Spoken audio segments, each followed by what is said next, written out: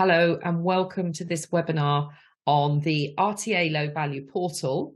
But the main title, of course, is Court of Appeal latest. So we've got an important, significant Court of Appeal decision dealing with I'm going to say the old low value portal, but the original RTA portal.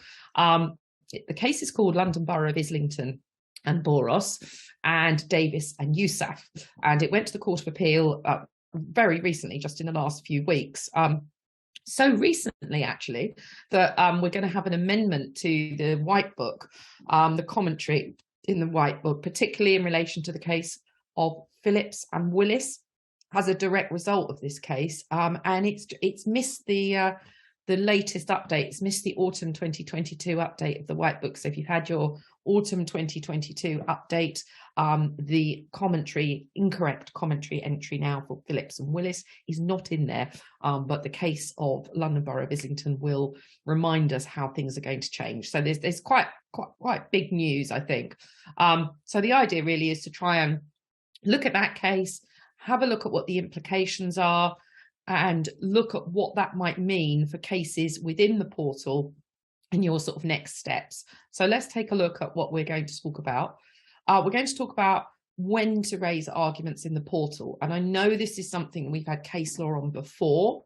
Indeed, we've had case law that's gone as far as the Court of Appeal before. The Phillips and Willis case is a case in point.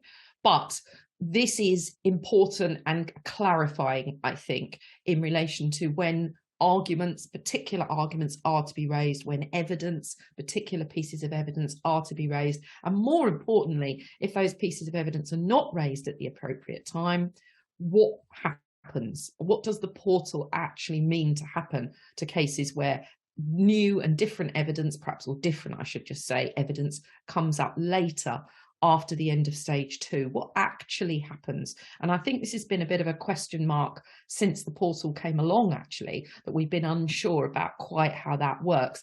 And that then leads into discussion about when the cases transfer, if you like, from part 8s to part 7s, back again. What's the guidance about that? And this case does give us some new guidance about that. When is it an option, if you like, for the case simply to leave the process and go off via part 7, with all the implications actually that brings? So I'll say a lot more about that.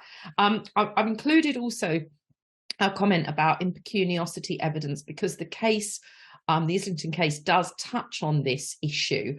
And I wanted really just to sort of link it back to the case of Hussain, which those of you who work with credit hire and credit hire scenarios know very well. And I want to just put that in context in relation to this new case. And I've said Hussain revisited, but I think it's just a fresh look at the way in which that kind of evidence, the impecuniosity evidence, might be reliably introduced into the portal.